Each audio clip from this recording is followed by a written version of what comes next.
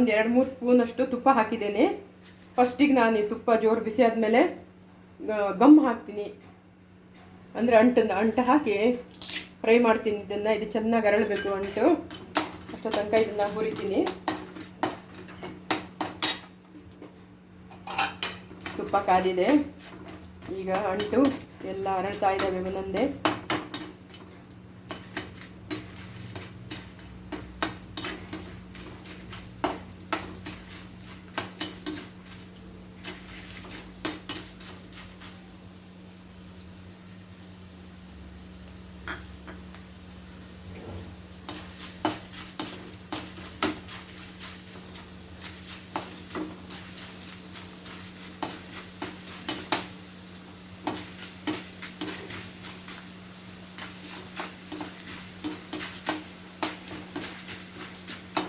ಇದು ಕಲರ್ ಈ ರೀತಿ ಬರ್ತದೆ, ಸ್ವಲ್ಪ ಬಂಗಾರ ಕಲರ್ಗೆ, ಅಂದರೆ ಗೋಲ್ಡನ್ ಕಲರಲ್ಲಿರುತ್ತೆ.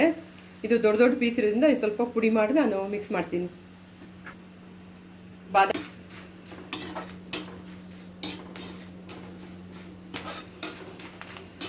ಈಗ ನಾನು ಇದು ಸ್ವಲ್ಪ ಕಲರ್ ಇದಾಗ್ತದೆ, ಬೆಂಕಿ ಸಣ್ಣ ಮಾಡಿಕೊಂಡು ಗೋಡಂಬಿ ಹಾಕ್ಕೊಳ್ತಾ ಇದ್ದೇನೆ.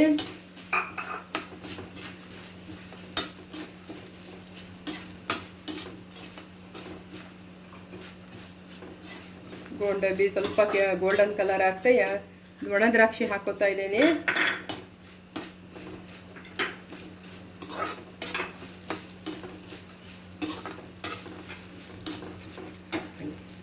ಬಾದಾಮಿ ಹಾಗೂ ದ್ರಾಕ್ಷಿ ಮೂರು ಈಗ ಕಲರ್ ಬರ್ತಾ ಇದ್ದಾವೆ. ಸ್ವಲ್ಪ ಗೋಲ್ಡನ್ ಕಲರ್ ಆಗುತ್ತೆ, ಸ್ವಲ್ಪ ಪರಿಮಳನೂ ಬರುತ್ತೆ. ಆವಾಗ ಇದಕ್ಕೆ ಒಂದೊಂದೇ ಹಾಕೋಬೇಕು. ಇವಾಗ ನೆಕ್ಸ್ಟ್ ಇದಕ್ಕೆ ನಾನು ಅಗಸೆ ಕಾಳು ಹಾಕೋತಾ ಇದ್ದೀನಿ. ಇದು ತುಂಬ ಒಳ್ಳೆಯದು ಬೆನ್ನೋವಿಗೆಲ್ಲ ಅಗಸೆ ಕಾಳು. ಈ ಅಗಸೆ ಕಾಳು ಹಾಕೋದ್ರಿಂದ ಇದನ್ನು ನಾವು ದಿನ ಒಂದು ಸ್ವಲ್ಪ ತಿನ್ನೋದ್ರಿಂದ ಅಗಸೆ ಕಾಳನ್ನು ಇದ್ರ ಜೊತೆಯಲ್ಲಿ ನಮ್ಗೆ ಬೆನ್ನೋವು ಕೈಕಾಲು ನೋವು ಕಡಿಮೆ ಆಗ್ತದೆ, ತುಂಬ ಒಳ್ಳೆಯದು. ಮತ್ತು ಇವೆಲ್ಲವೂ ಡ್ರೈ ಫ್ರೂಟ್ಸ್ ಆಗಿದ್ದರಿಂದ ನಮ್ಗೆ ಆರೋಗ್ಯದ ಮೇಲೆ ತುಂಬ ಒಳ್ಳೆಯದಿದೆ ಆರೋಗ್ಯಕ್ಕೆ. ಈಗ ನಾನು ಇದಕ್ಕೆ ತಂಪಿನ ಕಾಳು, ಇದನ್ನು ನಾನು ತಂಪಿನ ಕಾಳು ಮತ್ತು ಎಳ್ಳನ್ನು ನಾನು ಎಕ್ಸ್ಟ್ರಾ ಆ್ಯಡ್ ಮಾಡಿದ್ದೇನೆ. ಇದು ತುಂಬ ಒಳ್ಳೆಯದು ಅದಕ್ಕೋಸ್ಕರ. ಈಗ ಅಗಸೆ ಕಾಳು ಸ್ವಲ್ಪ ಕೆಟ್ಟಕ್ಕಾಗುತ್ತೆ ಹೊಟ್ಟಿದ್ಮೇಲೆ ನಾನು ತಂಪಿನ ಕಾಳು ಹಾಕ್ತೀನಿ.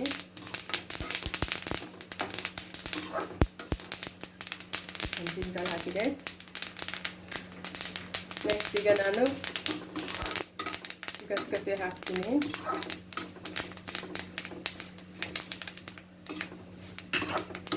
ನೆಕ್ಸ್ಟ್ ಇವಾಗ ನಾನು ಎಳ್ಳನ್ನು ಹಾಕಿದೆ. ಎಳ್ಳು ಮತ್ತು ತಂಪಿನ ಕಾಳು ನಾನು ಎಕ್ಸ್ಟ್ರಾ ಆ್ಯಡ್ ಮಾಡಿದ್ದೀನಿ, ಸ್ವಲ್ಪ ಟೇಸ್ಟು ಮತ್ತು ಆದಮೇಲೆ ಪರಿಮಳ ಚೆನ್ನಾಗಿ ಬರುತ್ತೆ ಅಂತ. ಇವಾಗ ಇದಕ್ಕೆ ನಾನು ಕಟ್ ಮಾಡಿಕೊಂಡಿರುವಂಥ ಒಂದು ಬೌಲು ಖರ್ಜೂರನ ಹಾಕ್ತಾ ಇದ್ದೀನಿ.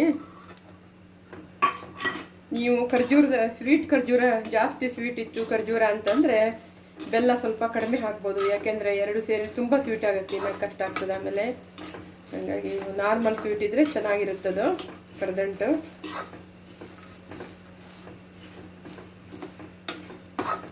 ಈಗ ಇದೆಲ್ಲವನ್ನು ಹಾಕಿ ನಾನು ಫ್ರೈ ಮಾಡ್ತಾ ಇದ್ದೇನೆ. ಇದೆಲ್ಲ ಒಂದು ಸ್ವಲ್ಪ ಪರಿಮಳ ಬಂದು ಕಲರ್ ಬಂತಂದ್ರೆ ಒಂದು ಹದ ಬರುತ್ತೆ, ಬಂದ್ ಮಾಡಿಬಿಡ್ಬೇಕು ಇದನ್ನು.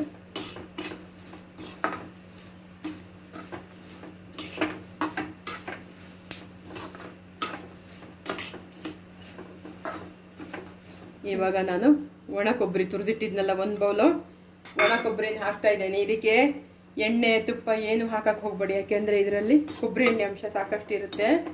ಹಾಗೆ ಡ್ರೈ ಮಾಡಿ ಇದನ್ನು. ಇದು ಸ್ವಲ್ಪ ಹೊತ್ತು ಅಂದರೆ ಕಲರ್ ಬರೋ ತನಕ, ಒಂದು ಸ್ವಲ್ಪ ಕೆಂಪು ಕಲರ್ ಬರೋ ತನಕ ಹುರಿದು ತೆಗೆಯೋಣ ಇದನ್ನು.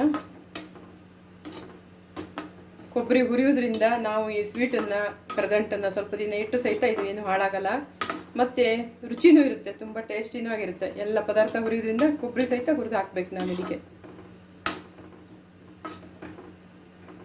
ಸ್ವಲ್ಪ ಕಲರ್ ಬರಲಿ ಇದು ಸ್ವಲ್ಪ.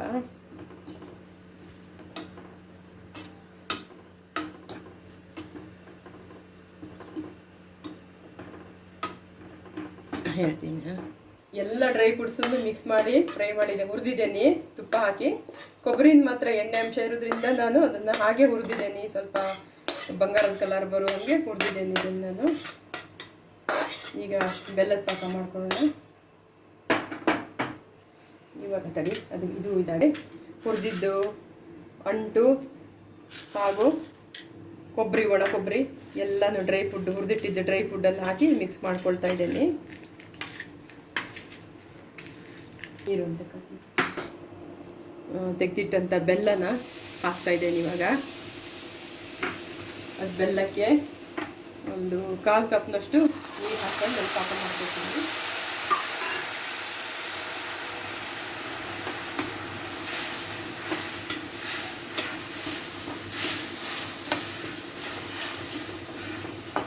ಬೆಲ್ಲ ಸ್ವಲ್ಪ ಅಂಟು ಪಾಕ ಬರಲಿ ಚೆನ್ನಾಗಿ, ಪದ ಪಾಕ.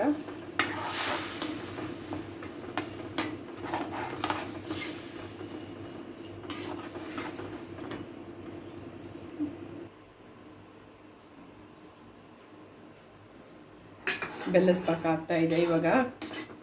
ಇದು ಒಂದು ಹದಕ್ಕೆ ಬಂದಾಗ ಒಂದು ಸ್ವಲ್ಪ ಹಿಂಗೆ ಕೈಯಲ್ಲಿ ಮುಟ್ಟಿದಾಗ ಒಂದು ಸ್ವಲ್ಪ ಇದು ಅಂಟಂಟು ಬರಬೇಕು. ಈಗ ಅಂಟಂಟು ಬರ್ತಾ ಇದೆ. ಅದು ತುಂಬಾ ಬೆಲ್ಲದ ಪಾಕ ರೆಡಿ ಆಯ್ತು. ಇವಾಗ ಕೈಗೆ ಮುಟ್ಟಿದಾಗ ಇದು ಅಂಟಂಟು ಬರಬೇಕು, ಜಾಸ್ತಿ ಗಮ್ ಆಗಬಾರ್ದು. ಇವಾಗ ನಾನು ಹುರಿದಿಟ್ಟಿದ್ದ ಡ್ರೈ ಫುಡ್ಡನ್ನೆಲ್ಲ ಈಗ ಹಾಕೋತಿದ್ದೇನೆ.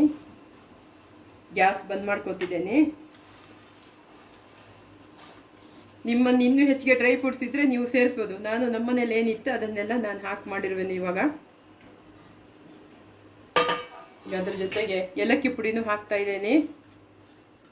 ಹಾಕಿ ಈಗ ಇದನ್ನು ನಾನು ಚೆನ್ನಾಗಿ ತಿರ್ಸ್ಕೊತೀನಿ.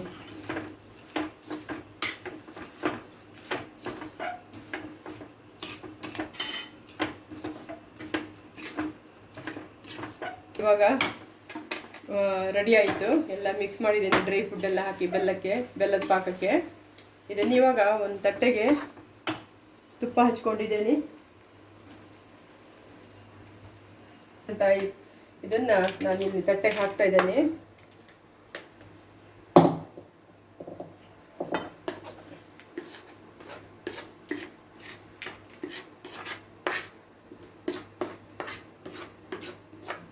ಇದನ್ನು ಇವಾಗ ತಟ್ಟೆಗೆ ಹಾಕ್ಕೊಂಡಿದ್ದೇನೆ. ಎಲ್ಲ ಕರ್ದಂಟಿಗೆ ರೆಡಿ ಮಾಡಿದಂಥ ಎಲ್ಲವನ್ನು